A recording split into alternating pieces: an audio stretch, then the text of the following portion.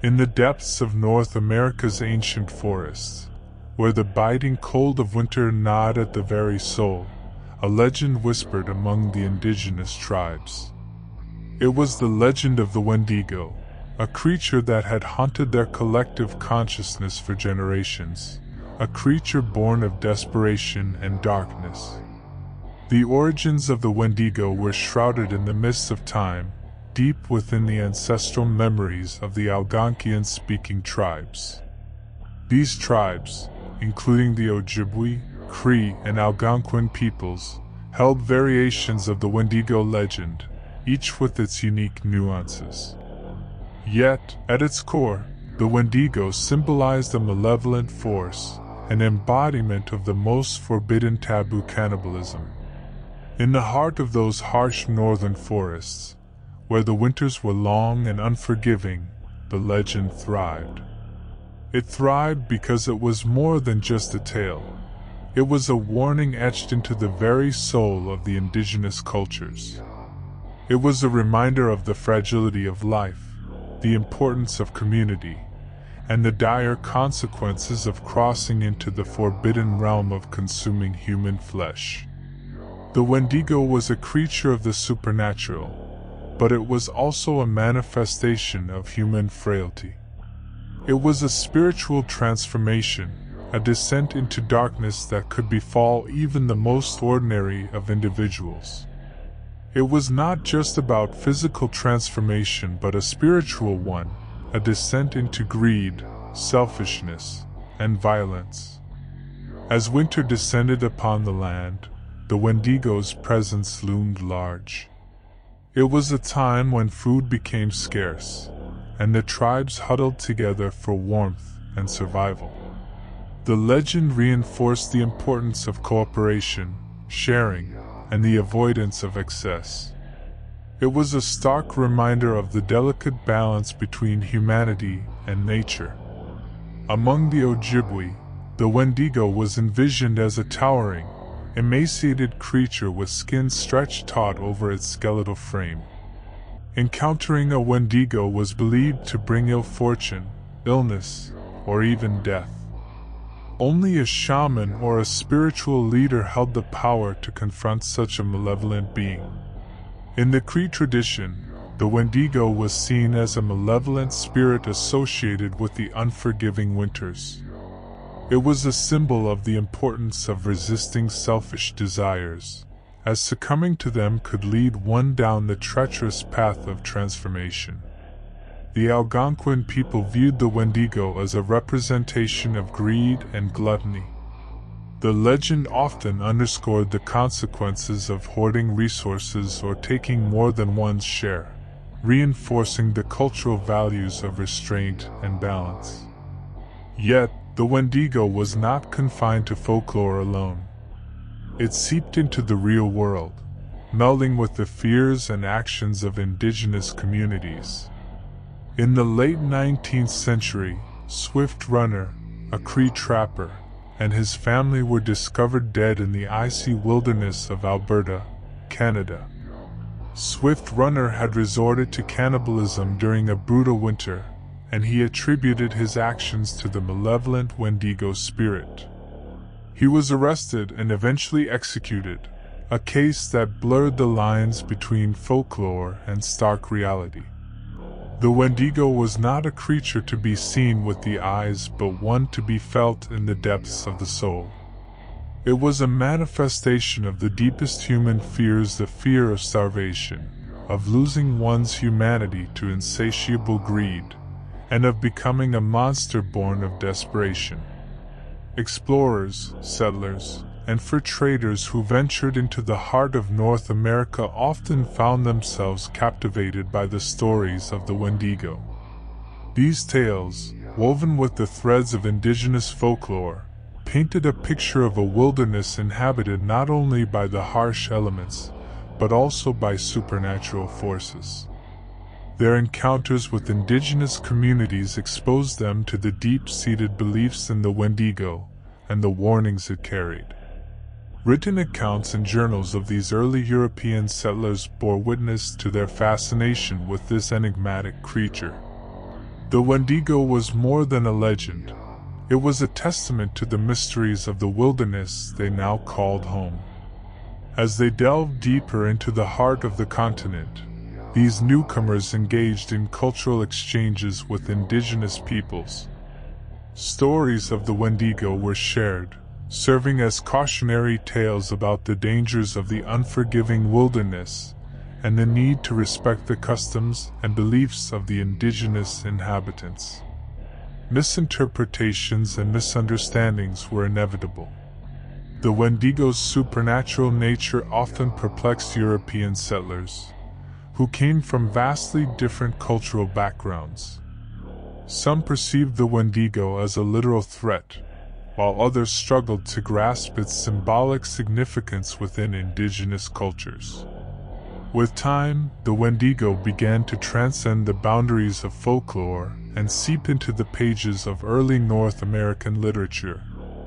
Authors like Algernon Blackwood penned stories that drew on indigenous folklore, introducing the Wendigo to a broader Western audience.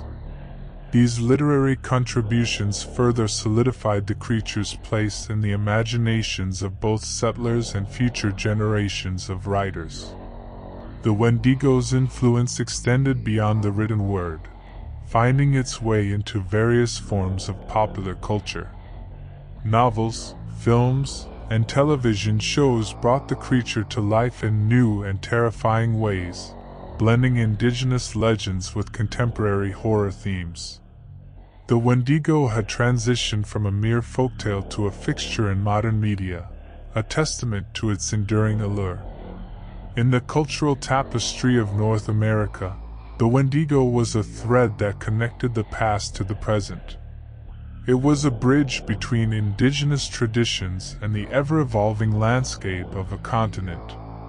It was a testament to the enduring power of folklore to captivate the human imagination and shape the stories we tell about ourselves and the wilderness that surrounds us.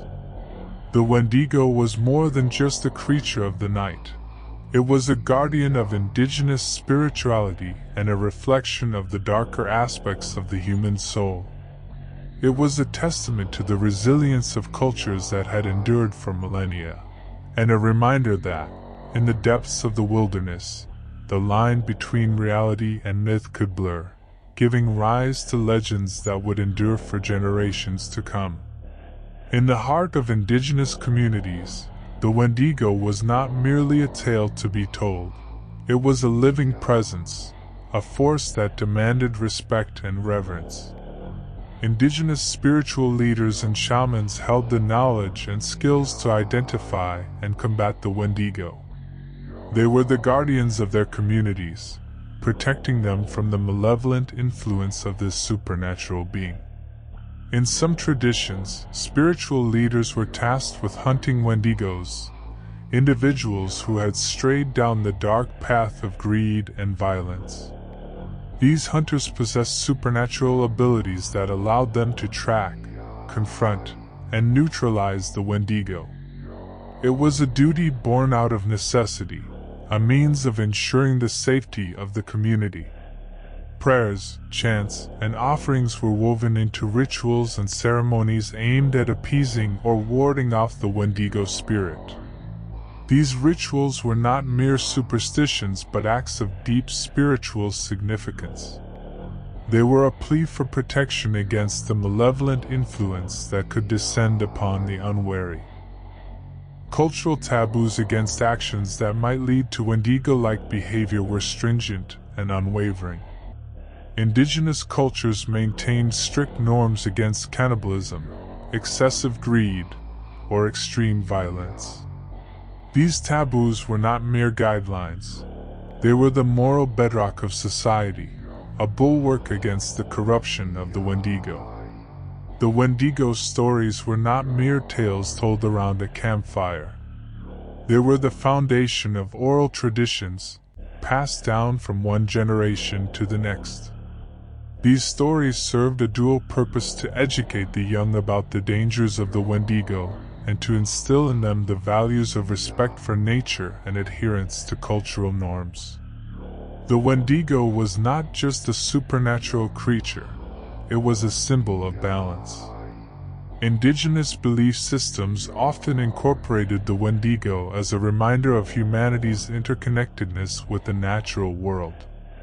It emphasized the importance of respecting nature, of not exploiting it to excess, lest the spiritual corruption of the Wendigo taint the soul.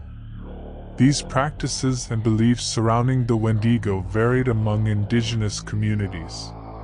Each tribe, each region, had its unique interpretation of the legend and its own rituals for protection.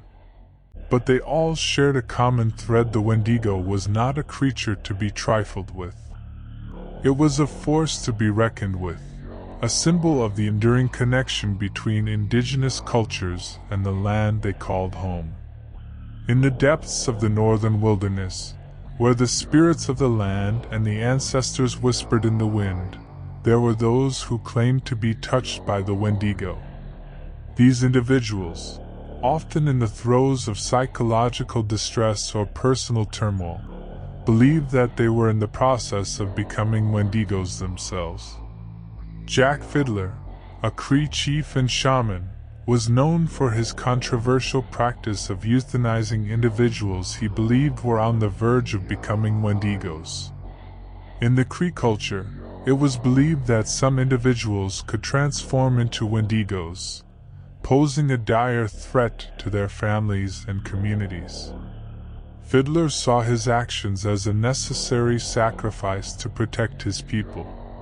In 1907, he and his son were arrested by Canadian authorities and charged with murder. Fiddler tragically took his own life in jail before standing trial. Communities often had varied responses to individuals who claimed Wendigo possession or transformation. Some took such claims with utmost seriousness, seeking spiritual intervention through rituals and ceremonies. Others viewed these individuals through a lens of mental illness, recognizing that personal struggles could lead to such claims. These cases were not just about the individuals involved. They raised profound questions about the intersection of indigenous beliefs, mental health, and legal systems in modern contexts. They highlighted the complexities of cultural preservation, the clash between traditional practices and contemporary laws, and the enduring power of folklore to shape human behavior and perceptions. In indigenous communities, the belief in Wendigo possession or transformation remained a potent aspect of cultural preservation. It was a testament to the enduring power of folklore to shape behavior and beliefs. It was a reflection of the ongoing struggle to balance traditional knowledge with modern realities. The stories of alleged Wendigo possession or transformation, while complex and multifaceted, were a testament to the enduring significance of the Wendigo legend in indigenous cultures. They were stories of individuals grappling with personal challenges, spiritual beliefs, and the ever-present fear of becoming something monstrous. They were a reminder that the Wendigo was more than just a creature of folklore. It was a force that continued to shape lives and communities in profound ways. In the shadowy realm of the Wendigo legend, one aspect loomed large: the fear of cannibalism. The Wendigo was inexorably linked to the taboo of consuming human flesh, a gruesome act that struck at the very heart of humanity's moral and cultural values. Here's an exploration of this macabre connection. The Wendigo legend served as a cultural symbol to reinforce the profound taboo against cannibalism.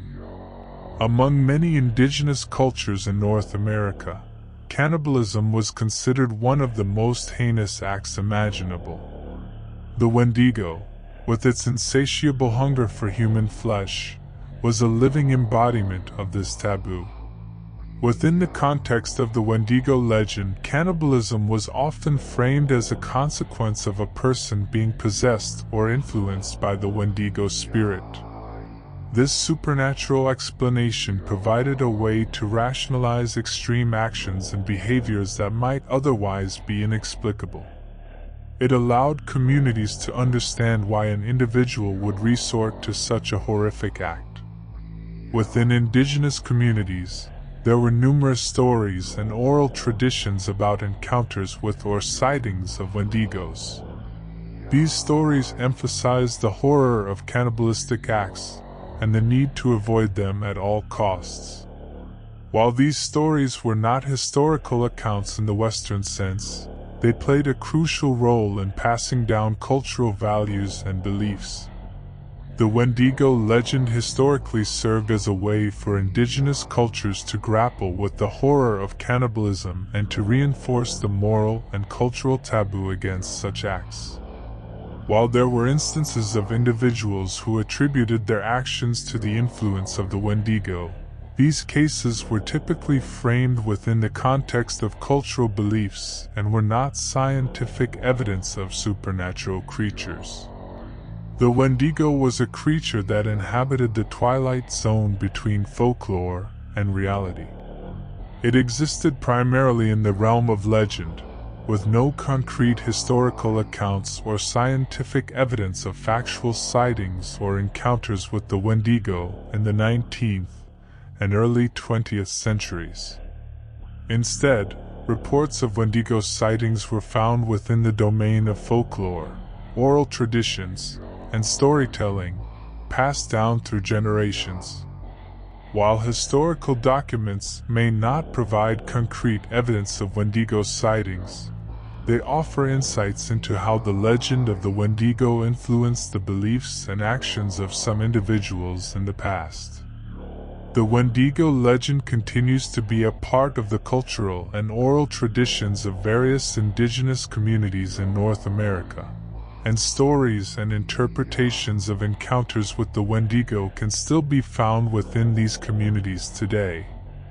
In the depths of the northern forests, explorers, fur traders, and settlers ventured into the unfamiliar territory of North America. In their encounters with indigenous peoples and their folklore, they found themselves immersed in the captivating and eerie world of the Wendigo. Some of these intrepid explorers and settlers kept detailed written accounts and journals of their experiences.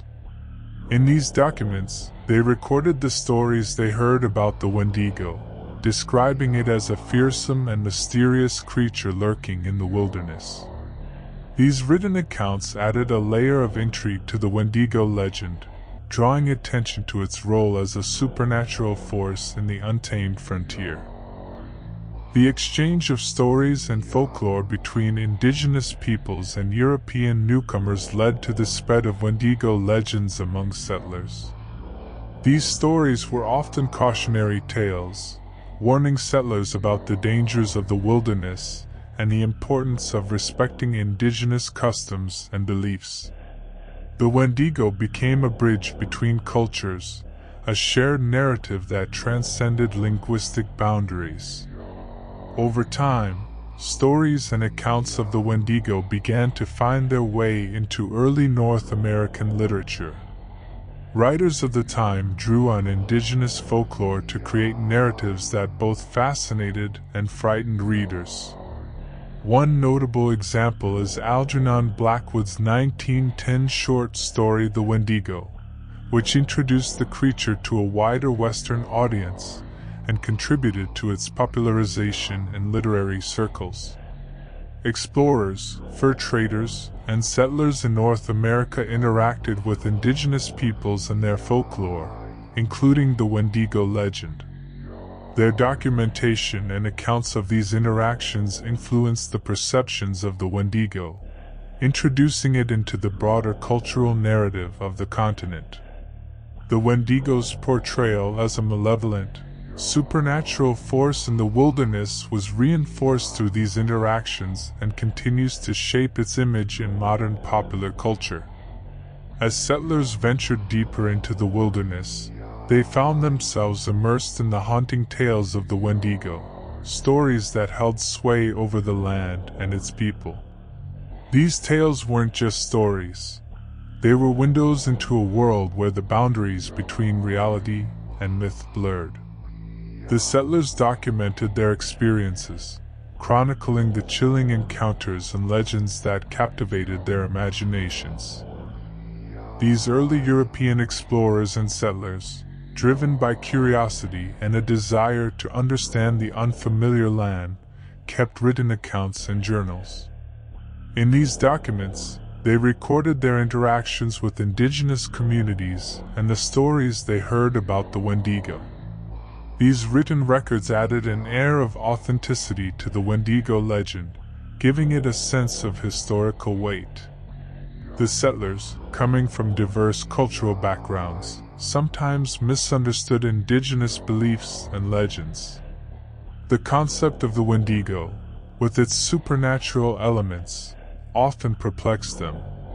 They grappled with interpreting the symbolic significance of the Wendigo in indigenous cultures, leading to misinterpretations that added layers of mystery. The encounters of explorers, fur traders, and settlers with the Wendigo were more than mere stories. They were glimpses into the complex interplay of cultures, beliefs, and the enduring power of myth. The Wendigo, a creature of indigenous folklore, transcended its origins to become a haunting presence in the broader narrative of North America's wilderness. In the midst of their encounters with the indigenous peoples of North America, the settlers found themselves drawn into the enigmatic world of the Wendigo. This creature, shrouded in myth and mystery, captured their imaginations and left an indelible mark on their understanding of the land and its inhabitants. The settlers' encounters with the Wendigo were not mere encounters with a supernatural creature. They were encounters with the complex tapestry of indigenous cultures, beliefs, and the enduring power of myth. The Wendigo transcended its origins as a legend, becoming a symbol of the profound connection between humanity and the untamed wilderness of North America.